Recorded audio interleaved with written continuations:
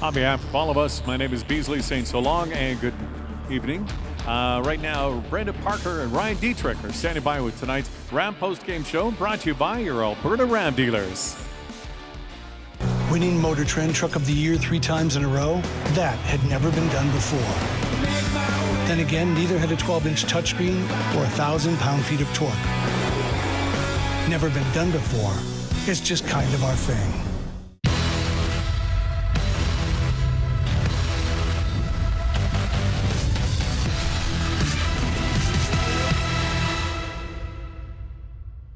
Well, what a night inside the Scotiabank Saddledome as we welcome you to the Flames post-game show, brought to you by your Alberta Ram dealers. Brendan Parker alongside Ryan Dittrick, and boy, there was a lot of hype leading into the fourth and final edition of the Battle of Alberta in this regular season. That's a important note that it's the regular season.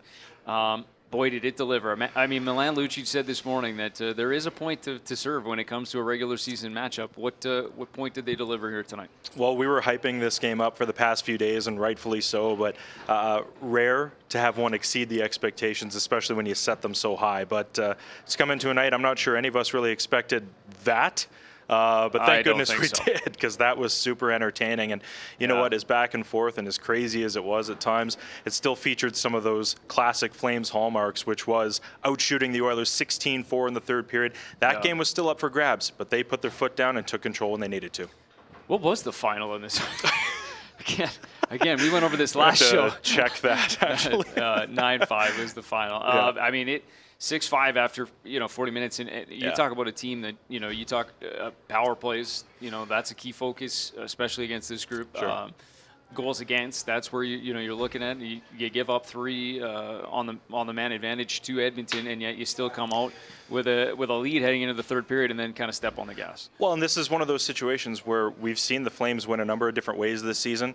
We're not entirely sure what Daryl Sutter is going to think of this one. Hopefully, we'll see him at the podium to get his thoughts, because that's going to be interesting. Yeah. But it shows you can play this way too. You've got some top players that are playing at an absolute elite level right now. No kidding. Johnny Gaudreau, Matthew Tkachuk, Elias Lindholm, that top line is unstoppable. And on a night like this, it's not just them. There were a lot of players. You look up and down that score sheet, everybody had a piece of it in one way or another. So, yeah, it's one of those you can really celebrate because everybody had a part of it. Well, the highlight pack is, I believe, 30 minutes long. It is the duration of the postgame show. So we have to get started on that before we even hear from head coach Daryl Sutter and the rest of the Calgary Flames players. But here is a look at how it all went down tonight at the Scotiabank Saddledome on Hockey Night in Canada. It starts early, less than a minute in to this hockey game, and Edmonton is on the board first. Eric Brassard with a little redirect in front of the blue paint. Yeah, second game as an Oiler. Nice little tip there. Seems to be fitting in quite well with that team. So, yeah, good addition. It would be responded to, though. That would be the theme in this hockey game. Nice, beautiful setup there by Matthew Tkachuk to send in Elias Lindholm, who buries his 33rd of the season. And speaking of themes, this is something we're going to see throughout this highlight pack. You saw Darnell Nurse and Cody Ceci kind of step up at the line. You want to keep a tight gap in situations like that, but you can exploit it. You see there, speed through the middle, a nice little chip pass. That's how you open them up.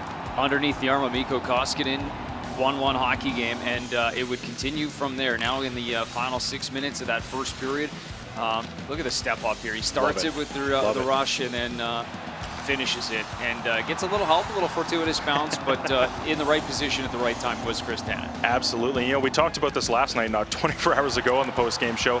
The defensemen, they've got the green light to go right now. You saw Chris Tanev makes the outlet passes, then is right up in the play. This is a line that I know we've talked about it, but I thought was just tremendous throughout the entire night. And Tyler Toffoli, Michael Backlund, Andrew Mangiapane, no-look backhand feed from Monge from behind the net and sets up Michael Backlund for his 11th of the season. We saw that a couple of times tonight, too. It's really fascinating to watch Andrew Mangiapane work the boards. He's so good in tight spaces, not just winning these puck battles, but finding his teammates in open ice like that. It's a really impressive skill, and it really rounds out what is a pretty gritty and high-scoring line for them. One of a couple of 2-goal leads for this Calgary Flames team throughout the course of this game, but it didn't stay this time around or the next time. Leon Draisaitl scores in the final minute of that first period, comes with about 58 seconds left, 45th of the season, and then a power play to begin the second period. Finished with the at the end a late goal in the final minute, and then one again in the early minute here of the second. Similar to Elias Lindholm's power play goal last night, that little bumper position play, very difficult to defend, and when you have an elite goal scorer like Draisaitl, even more so. Speaking of difficult to defend, Johnny Gaudreau had it on a string once again here tonight, and here's a perfect example. He gets everybody scrambling around in the defensive zone and then finds Oliver Shillington up in the rush. You were joking about the goals. We could make a highlight pack that just shows Johnny Gaudreau being a wizard with the puck tonight. So the 5 assists are going to stand out, but it's plays like that and just maintaining offensive zone pressure that really kind of set the table for the team. No question about it, and it would continue, and but not first without a little bit of a response, and that one is another power play marker, and it comes from Ryan Nugent-Hopkins, and that would tie the game up one more time. So there we are, 4-4, and Johnny Gaudreau goes right back to work. What did you make of this offensive sequence here? The patience there by Matthew Tkachuk to finish it. Just softly slides it through there. You love that. A little move to the outside, opens up Mikko Koskinen, and as we're going to see on the next clip here, Matthew Tkachuk's got rental property 5-hole right now. Yeah, he sure does, and this is the first of 2 of them. They came in quick succession, less than 2 minutes apart. That was the first one. It would end Mikko Koskinen's night, so that would be the end of his. And very similar looking goal, except for this time he loses it temporarily. Hannafin gets it back to him, but Johnny finds Matthew, and that's the first real test Mike Smith saw. Yeah, I like that little stare down too. We were talking about it in real time, but you love to see that. A little bit of emotion, a little bit of fire in the Battle of Alberta. Nothing better than that. Just welcome him into the hockey game, and that finds the 5-hole, as you mentioned, 2 straight for Matthew Tkachuk, 32nd of the season, 6-4 at that point. If you can keep up, can you keep up? Because it's not over yet. 6-5. This would be where we finish through 40 minutes. Draisaitl's got the hat trick. He's tied for the league lead in goals with 47, and we're only through 40 minutes. So on we go into the third period into Elias Lindholm. This is a thing of beauty. This was assist number 5 for Johnny Gaudreau. Nice finish. Okay, so we didn't need to hang on to every puck, but you like the little peek over the shoulder there. Another sort of example of the patience he has. He knows that Elias Lindholm has that. I mean, every time we watch it, we talk about how lethal that release is, but it is something to watch. You know, one of these guys who, I mean, when your top line puts up, I think, 11 points between the 3 of them, Michael Backlund's night somewhat goes quietly, I suppose, but man, he had himself a night tonight, and that line was tremendous. Yeah, absolutely. They were, you know, a tougher matchup too on nights, you know, depending on what team they're facing, where they are, home and road, but Michael Backlund has really found a fit with these guys, and it's good to see. So that right there is his 12th second of the game, and he'd pick up another helper right here because he helps set up Dylan Dubé in front, and Backlund goes hard to the slot area. The puck is free, and Dubé is on a nice little stretch here himself, his 9th of the season. Yeah, probably symbolic, right? Michael Backlund needed to, you know, admittedly turn his game around a little bit. Dylan Dubé too, but together they've kind of found some nice chemistry here, and it's, you love the passion. I love that there. I mean, what a night here. We talked about the atmosphere coming into this game, the pregame show. You could hear both fans. And when we talk about atmosphere, and I'll get the guys to cue this up because that's a 9-5 goal at that time, obviously. Then as the period starts to wear on, the chants start to work up, and I know that you'll be able to pick this up. A pretty cool moment inside the Scotiabank Saddledome. See if you can hear what the Flames fans were chanting.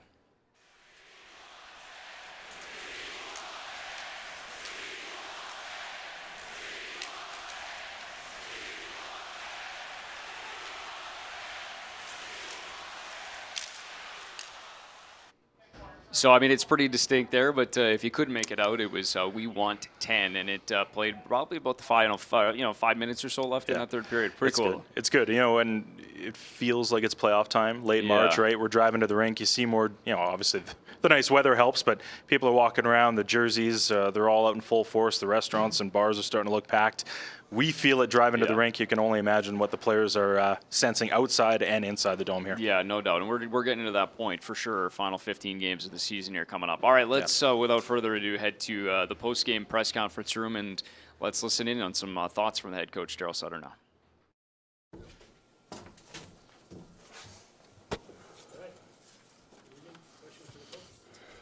The way the game has evolved, were you surprised to see such a high-scoring game? No, we scored in the first minute, so it was probably going to be. How would you describe a game like that or assess it, Daryl? Well, they were 5-0 on power plays before we had one and they scored 3, so, I mean, we were going to have to score more. So basically you just keep saying score 0-0. Right? Play your game, stick to the game plan, and we did. Other than getting beat 2-on-2 on a simple read, we were better than them, that's for sure.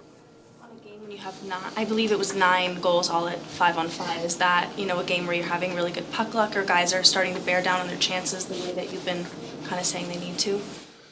I still think the big line was the difference that got us ahead always, or got the big goal always, even when they scored in the first shift. Pretty easy for the experts to say, oh, what happened, right? But who scored the next goal was Lindy's line, right? So they had a big night, and they've been good 5-5 all year. You look at their, there is something to be said about difference between goals for and goals against when you're on the ice. So those guys are on a pace for pretty, as a line, I don't know if anybody would ever have done that. So. Did you think your team was doing anything egregious in the second period? Because it felt like the calls it didn't feel like that to me. No. Can you talk about the save that Markstrom made? It was 6-5 game early in the third. I told Marky after, that's the difference. There's lots of goalies where the coach is going to yank them or where the goalie doesn't play very good after that, right? So the difference in a lot of teams are big saves and bad goals. You talked about the fans in this building before, Daryl. Do you allow yourself to hear the atmosphere and what they're saying? It got really loud in the end of the Well, third. I was used to having just over 20,000 in here. Sound like that tonight? Yeah, it was awesome. Only thing I didn't like was all them black hats that got through on the ice. It must have been a giveaway. We're at Leduc or something. Do you allow yourself to even enjoy a little bit watching the creativity that we see from Johnny Gaudreau almost on a nightly basis? Seems he always ones up the previous performance. Got to win. Hey? You were probably saying that same thing, 2 or 3 years ago. But you got to win. Plays a complete game. I mean, it's not about goals and assists always. I got asked that the other day about a player who wasn't playing, about his offense. Well, it's not just always about goals and assists. You got to play the whole game. He's our best checker. Yeah. I've said that lots. He's our best checker. So that's feeding that part of his game. Well, you got to have the puck to score, right? It's pretty hard if you don't have the puck. It's not that hard to figure out. I mean, if we'd have lost 9-5 tonight, then I know what the question would have been, and that could have been, right? Does this game bring back memories of some of the games you paid attention to or were a part of or, watched back in the day? Meaning, Meaning, a lot of people are talking and imagining you guys playing each other in the playoffs. well, I would think that both of us would have to get there for that to happen. Did it feel like a game right out of the 80s? Pardon? Did it feel like a game from the 80s? Nah, there would have been fights and a lot more hits. That's true. For sure. Just one more question about Matthew's game. Well, that entire top line that you had Yeah. mentioned before, what about that line was so special tonight? They had the puck a lot. They weren't in the D zone very much, and that's kind of what we work around is possession, O-zone time, and shot volume. So they were pretty good at that. All right. Thank you very much. Okay. See ya. All right, there are some great thoughts from head coach Daryl Sutter, but one of the things he alluded to was the stop, specifically Jacob Markstrom made. But here's a sequence of a number of them. A couple of early in this hockey game. Some nice ones in tight, obviously at different situations in this game, but there's one, this one was on Broussard, obviously, important moments, but there's one that in particular stands out, and it comes where, at that game, a point in the game where it's either a tie game or it's, potential to add to your lead, and, here's the opportunity right here. Unreal save. I mean, those are the game changers. You talked about some of the big stops he made throughout the night, but again, this is at a point in the game where, it's very much up for grabs, and, this can't have been an easy night for a goaltender too when things are a little bit loose defensively and you face as many, penalty kills as they had to. Edmonton scores 3 on the power play. That's a tough situation, but 5-on-5, the chances that Edmonton had were glorious. Some of them go in, vice versa for the Flames, but what you needed, both sides needed, was that big save that can really turn the tide, and we saw it there. Not only does it come up with a stop, but seconds later the Flames go back, score what we said at the time was going to be a pivotal goal. It was curtains at that point. Yeah, and Daryl pointed out, we talked about it right here, the turning point in that hockey game, 6-6 would have been the score if Kane buries that one, and instead they come back, and I think it's 25 seconds later, that's a Lindholm that makes it 7-5 and ends up being the difference in this hockey game as an insurance marker. All right, let's go back inside the press conference room, receive a little bit more feedback from a couple of players. We've got Johnny Gaudreau, Matthew Tkachuk, two guys who combined for 9 points total here tonight.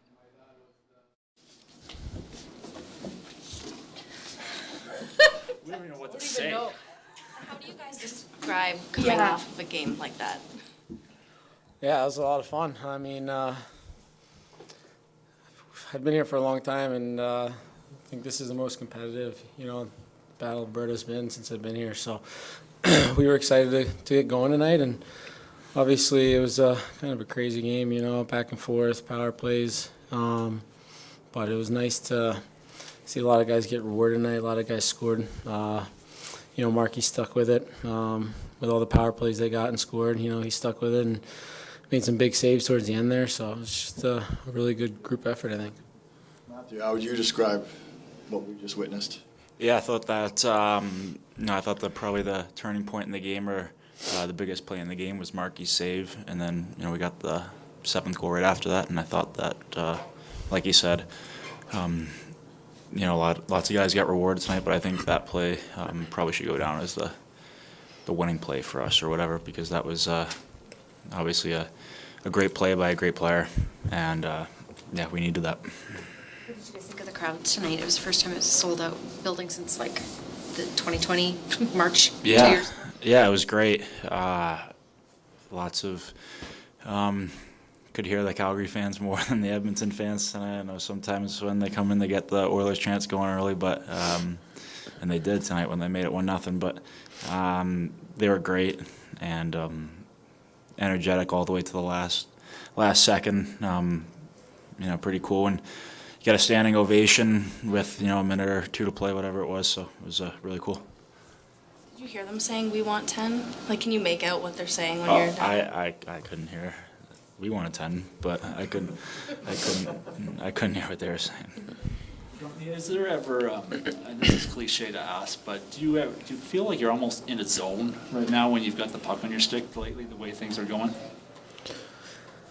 I mean, you go through ups and downs throughout the year. I mean, obviously, tonight we had a lot of chances, and, they went in for us tonight. And, sometimes you play against a good goaltender, and they don't go in for you. So, but I think our line, kind of got separated there for a little, but, kind of got back on track there in Arizona, and then had a big game tonight.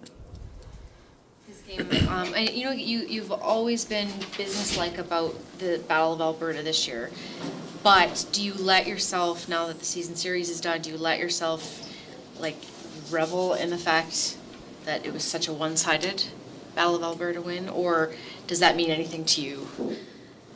I look at it as we won the game and move on. We have a really tough week coming up here. We've got Colorado, St. Louis, and LA, and obviously it's a big win tonight. We're excited about it, but we got to put it behind us. And like I said, we have a huge week this week, playing against 3 really good teams coming up here. So, we're excited tonight, but, we have a day off tomorrow, and then Monday, come back to work and get ready for Colorado. Matthew, was it nice to see Mike Smith again? Yeah, old teammates, and nice to put a couple in there, but just battling right to the end. I'm sure. Nobody on their team was really happy towards the end. Not that they were trying to start stuff, but just a little frustration from their group. But I'd be pretty frustrated too. 9-5, Matthew, it feels like something out of your dad's era. Do you recall being part of such a kind of wild game, or before? I thought the craziest part was, I think it was 6-5, and I looked at the clock, and there was 10 minutes left in the second period, or whatever it was. There's too much on this. I can't even read it. So I think that was probably the craziest part. And then no goals for a while. And then, like I said, Markey save early in the third. And then we got one really early in the third. And that was a huge goal by Lindy. Do you guys like to see them in the playoffs? They've beat us twice. We beat them twice. They've been pretty competitive games. That's...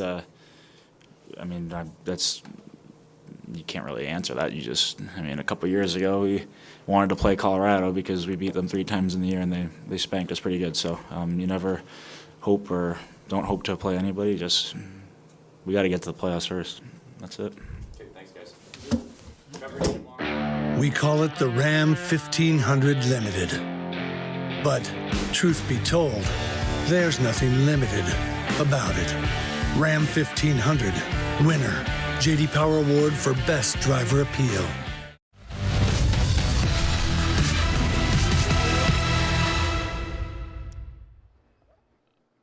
There's a look at the game sheet from tonight, and that's exactly what Matthew kind of just pushed off to the side, because there's a lot to take in. And for a guy who struggled with numbers last night, I'm not even going to begin to describe all of it there. Normally, there'd be a little extra space, we'll say that.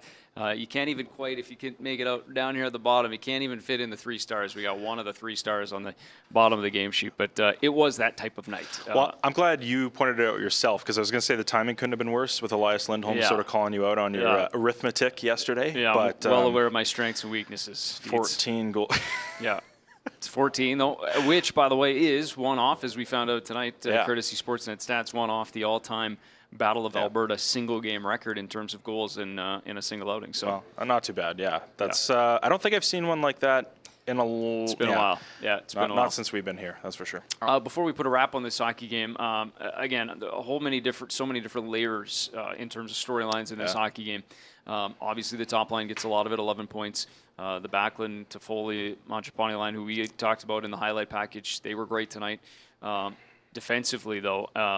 Again, contributions. Erasmus had 40 points after the Arizona game, and then tonight, the pairing of Chris Tanev, Oliver Shillington, figure well into this conversation here tonight, don't they? How good have these two been together all season? And, it was great because we were watching the game, and You made a really good point about how important or how impactful a player like Oliver Shillington can be in these battles of Alberta, and he's using his feet, right? Yeah, this is an Edmonton team that thrives on offense, we know that, but they're a skating team, so it begs for that quick transition, the ability to join the rush, and obviously the contributions offensively, as we're seeing right here, that's a nice little sidebar to it all, but it's all about maintaining possession against this team. If you're the one dictating the pace and pushing Edmonton back the entire night, that's a good place to be.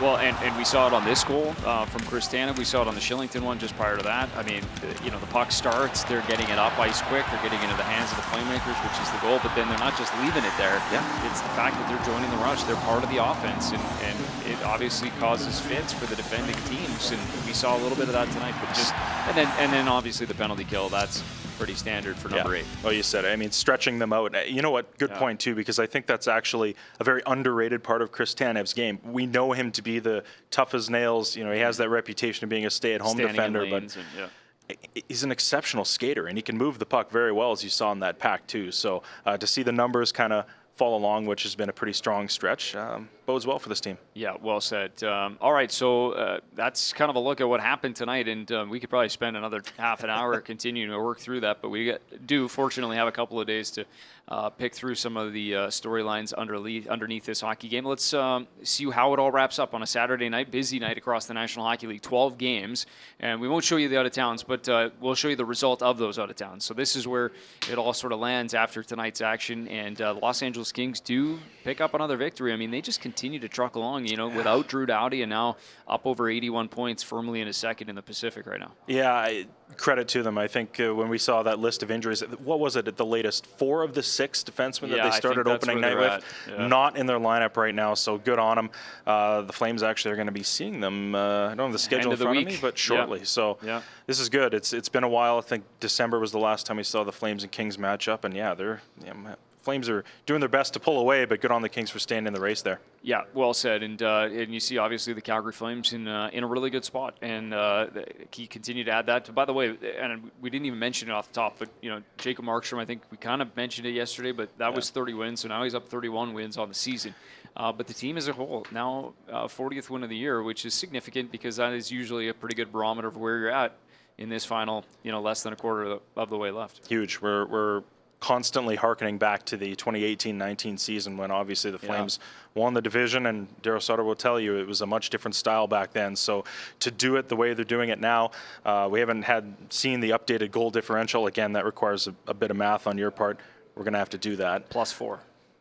There you go. So whatever. But those are, like you said, barometer is a good word because it does give you a good indication of where you stack up against your peers, and that's an area that the Flames have been great in all season.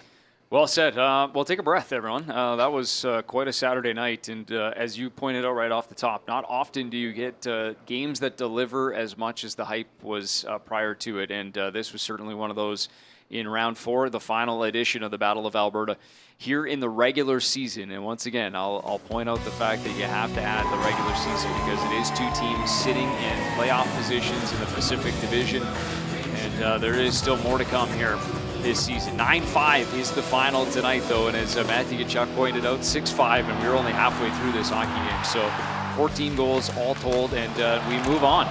It's time for another edition of the Flames and Avalanche for a final time this season. That's the next game on the home slate for the Calgary Flames coming up on Tuesday, March 29th. After a day off on Sunday, practice day Monday, back at it on Tuesday. Thanks for watching Flames TV, the post-game show, brought to you by your Alberta Ram dealers. What a night! Flames over the Oilers, 9-5.